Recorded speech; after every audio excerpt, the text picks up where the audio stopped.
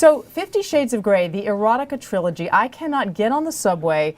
Nobody can go to a vacation resort without seeing women holding this book. There's the first one in their hands, and now it's about to hit a milestone. Well, this week it should hit 20 million books sold. That's an extraordinary number. In the U.S. Right. In the U.S. And put it in perspective, has anyone that you know of in sort of your publishing history reached this mark so quickly? No, I can't think of a single trilogy that has broken out to that degree. I mean, 20 million readers is a gigantic number if there are, 320 million people in the entire country? Right.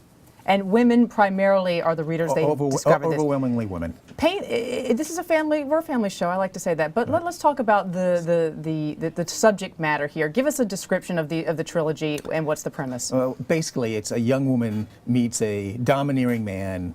They have a relationship, and she tries to get him to see the world her way. And she has to sign a contract with him about not to disclose the dimensions of their relationship. All right, which takes some interesting twists and turns. Now, 31 million of these sold sort of worldwide in English-speaking markets. English, right.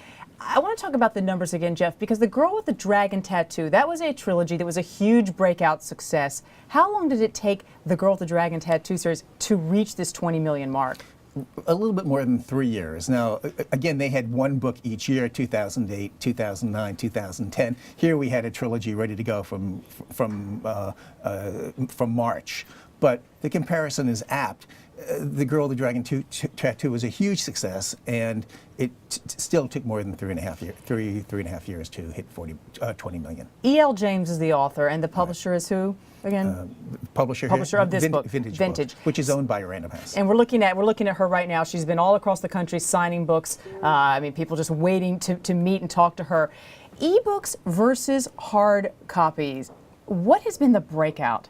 Well, I think what's surprising here is I think we all assumed people who would read erotica would read it digitally. Mm-hmm. That way people couldn't know what they were reading. But I think, in fact, the paperback has actually outsold the digital version by a little bit. The paperback has. Right. And, I don't know about you, but everywhere I go, it's either somebody on their Kindle or their Nook, or they have the hard copy, and they're not hiding the hard copy. And I wonder if we sort of turned a page with this book culturally, that so many people are reading it, that it has become like, okay to really talk about sex, and maybe talk about sex that pushes borders that people might have felt uncomfortable about before, Jeff?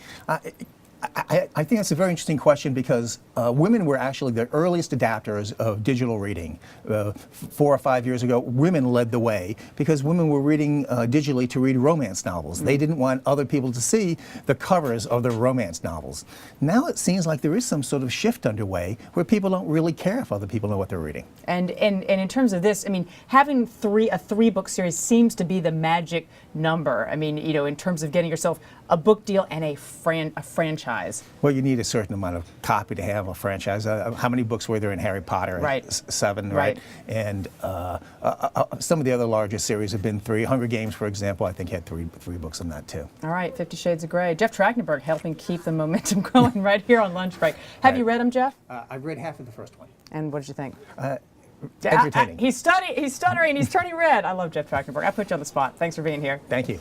All right, we're going to move from erotica to ESPN. How's that? They both start with E. ESPN is playing some political football. They're going to be adding more political ads to their airtime. Suzanne Venezia is coming on right now, as soon as we get Jeff Trachtenberg off the set. Sorry. We got to work this out, folks. We got to figure out how to get these people on and off the set better. We're going to do that, though. We're going to do it after we talk about ESPN. All right, Suzanne. So they have not done this in the past. I mean, ESPN, you've really watched the games. You haven't seen a lot of political advertising. That's going to change. You would get at the, when the race came down to the wire, you'd get the national advertisers on the political front, the ones with lots of money at the final hour. But because they're a cable network, they don't have all those local affiliates around the country. So it was harder for cable in general to have any of the sort of lead up to the whole race, the cheaper sort of political stuff, you can say, going in. And now, yes, you're going to get a heavier dose. I mean, does this mean ESPN didn't get the sort of, upfront dollars that they wanted to? What's the take on that? Look, this has really never been done before, this kind of deal. So when I pressed the networks, I said, look, how come this hasn't impacted? And most analysts say,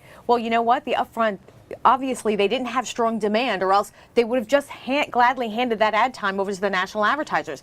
To be sure, ESPN did pretty well in the upfront. They've got price increases, they're selling more inventory than they did last year, but it's definitely not at the level it was a year ago, where they got double-digit increases. There's a couple of factors. You know, there's the shaky economy, some big consumer packaged good companies are cutting back a little bit, but at the end of the day, with the, you know, a big bucket of political ad dollars out there, how can you ignore it? You've got to find a way. These cable networks are dying because it's all going to the broadcast stations, and it's a lot of money. Now, I wonder, Suzanne, because you've been covering advertising for